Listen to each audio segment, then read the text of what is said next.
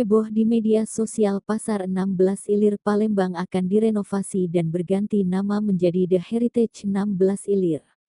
Belum sembuh luka warga kota Palembang dengan tak kembalinya bangunan cagar budaya Pasar Cinde, kini beredar kabar Pasar 16 Ilir akan dibongkar. Di beberapa media sosial telah beredar nama dan gambar masa depan Pasar 16 Ilir setelah direnovasi nantinya. Dari desain yang beredar di media sosial tersebut, pasar yang sudah ada sejak tahun 1800-an ini akan berubah menjadi lebih modern dan canggih. Bahkan area depan akan berubah sehingga Pasar 16 Ilir ini akan menghadap ke Sungai Musi dan disebut-sebut tangga pasar menyerupai anak tangga di Sarinah, Jakarta.